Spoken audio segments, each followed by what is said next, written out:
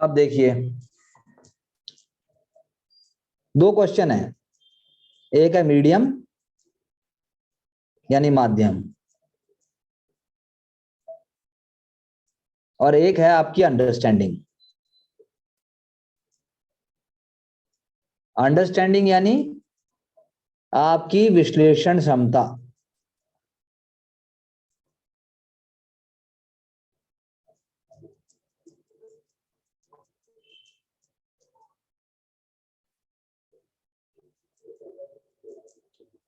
ठीक है, अब आ गया मीडियम। सब्जेक्ट पे आ जाओ। सब्जेक्ट है ज्यादा सहज अंग्रेजी में, लेकिन विद्यार्थी किसमें असहज है? इंग्लिश में। But the question arises which English. अब एक इंग्लिश है आपकी न्यूज़पेपर वाली इंग्लिश, जो कि एग्जाम में नहीं चाहिए। न्यूज़पेपर के की वर्ड्स और फ्रेजेस चाहिए,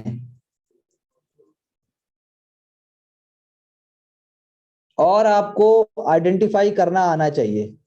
वो ट्रेनिंग है, अपने आप में अलग ट्रेनिंग है वो। दूसरा वोकैबुलरी चाहिए। कौन सी वोकैबुलरी? लेकिन एक है आपकी टेक्निकल वोकैबुलरी, एक है नॉन टेक्निकल।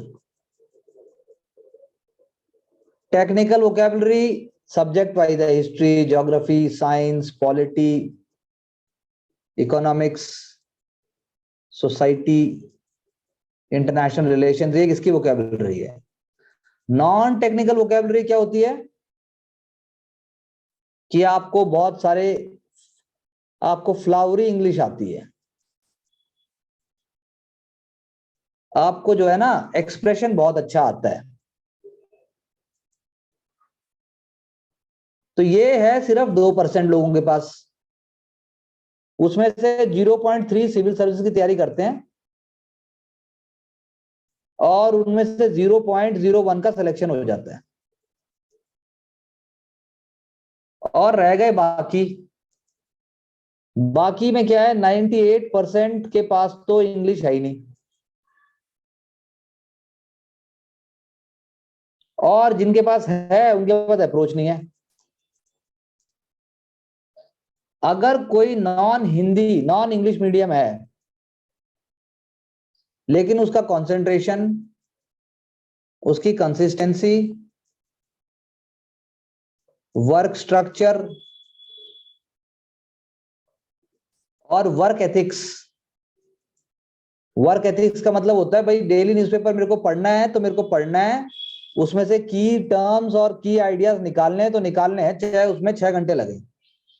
शुरू में 6 लगेंगे, फिर 4 लगेंगे, फिर 2 लगेंगे, फिर 1 लगेगा। और जो नेचुरली उसको प्रैक्टिस करेगा, नेचुरली का मतलब जो मेंटल स्टेट है वो बहुत इंपॉर्टेंट है, क्योंकि सिलेबस का 70% तो क्या है ना, 70% तो स्टैटिक है। उसका लेवल रेज होता जा रहा है, पर वो है वो स्टैटिक, और 30% को उसमें ऐड करना है डायनेमिक, और वो भी आपको करना है पॉइंट वाइज। पॉइंट, डायग्राम, यानी छोटे सेंटेंसेस। अब पंगा क्या है ना, आदमी के पास इतनी कॉम्प्रिहेंशन एबिलिटी ही नहीं है। कुछ अनिच्छा आ जाती है, कुछ आलस है, कुछ लैक ऑफ फोकस है, कुछ मोटिवेशन नहीं है। ये सारी चीजें मिला के गड़बड़ कर देती हैं। तो मेरी समझ में जो आता है, एग्जाम में अंग्रेजी कोई प्रॉब्लम नहीं है। आपकी अपनी अदूरदर्शिता आपकी प्रॉब्लम है।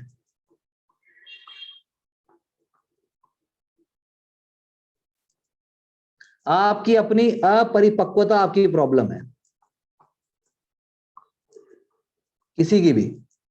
आपकी अपनी सिंसियर कितने हो आप, फास्ट थिंकर और लर्नर कितने हो ये इंपॉर्टेंट है, क्योंकि हिंदी में मटेरियल नहीं है बहुत सारा, ये बात सच है। कन्वर्ट करते करते ही मर जाओगे। और जब तक वो बिल्कुल सही बोला सचिन ने, 150 वर्ड में 1000 वर्ड का मसाला बताना है। आप बोलो कैसे करोगे? तो आप कर लो चेंज करने में क्या है, क्योंकि इंग्लिश में लिमिटेड है, वोकैबुलरी लिमिटेड है। 1000 वर्ड होंगे, 2000 होंगे, मैक्सिमम 5000 होंगे, उन्हीं में है सारा गेम। उसको कंसंट्रेशन से किया जाए तो काम हो सकता है।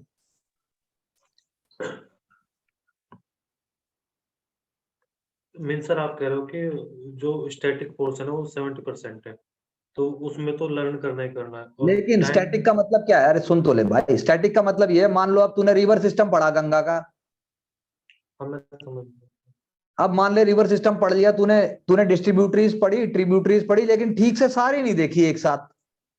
आपको सारी डिस्ट्रीब्यूटरी नॉर्थ टू साउथ या ईस्ट टू वेस्ट और उसके बाद लेफ्ट टू राइट सब पता होनी चाहिए एक सिंपल भाषा में। और आपका दिमाग चलना चाहिए कि कहां पर नेचुरल हो रहा है, कहां पर फिजिकल हो रहा है, कहां पर डैम आ रहा है। ये एक बार देखने की चीज है, ये क्या एक बार बार बार की देखने नहीं है कि तूने एक बार नोट्स बना लिए, फिर तूने उनको गोल गोल मोड़ा, फिर तू बस में रोडवेज में ऊपर छत पे बैठ के गया, फिर तूने पसीने पहुंचे, फिर तूने खेत के वो काटे, फिर तूने बोला भैया इसकी तैयारी करनी है, वो टीचर तो 5 लाख ले गया, मेरा तो सिलेक्शन नहीं हो रहा है। ऐसे नहीं होगा सिलेक्शन। सर में अलग के रहेगा इसमें, हिंदी और इंग्लिश वाले कह रहे हैं, कुछ वर्ड हिंदी में कर लिए, कुछ इंग्लिश में, और पेपर दूसरा, में आप सब लोग जान लीजिए, दूसरा सब लोग जान लीजिए, प्रोनाउंसिएशन का कोई रोल नहीं है।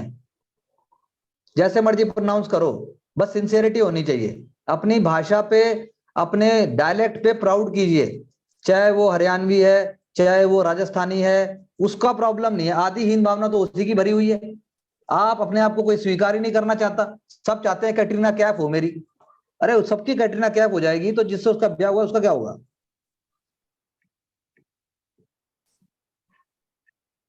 तो उलझना नहीं है। आप समझे मेरी बात को? उलझना नहीं है, क्लैरिटी से कीजिए। एक टाइम टेबल होना चाहिए, जैसे अब ये हमारे रोहित जी कर रहे हैं, सुबह 6 बजे आ जाते हैं, शाम को 6 बजे जा रहे हैं, पता नहीं क्या कर रहे हैं। अच्छी बात है, कुछ बढ़िया ही कर रहे हैं, लेकिन कर तो रहे हैं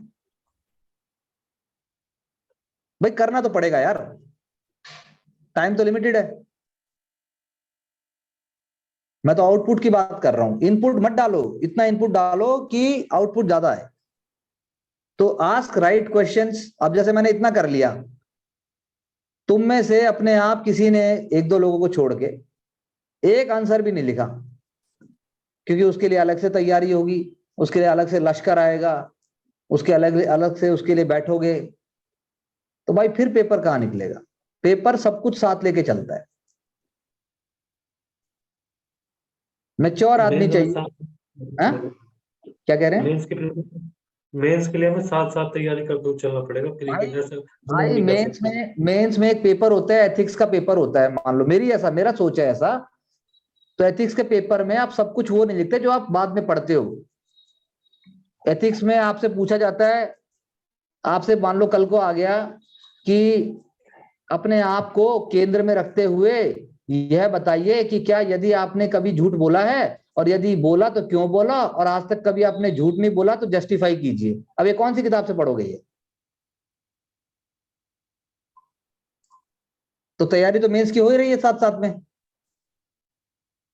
तैयारी हो रही है, लेकिन प्रीलिम्स के लिए क्या होता है कि प्रीलिम्स के लिए एक फोकस ऐसे अप्रोच चाहिए कि वो जो 4 ऑप्शन आते हैं, अगर मेरा क्लैरिटी है, क्योंकि जो सब्जेक्ट का ओवरलैपिंग है प्रीलिम्स और मेंस का वो अलग, वो मतलब वो है, लेकिन प्रीलिम्स में स्मार्ट सब्जेक्टिविटी नहीं आएगी, प्रीलिम्स में ऑब्जेक्टिविटी आती है।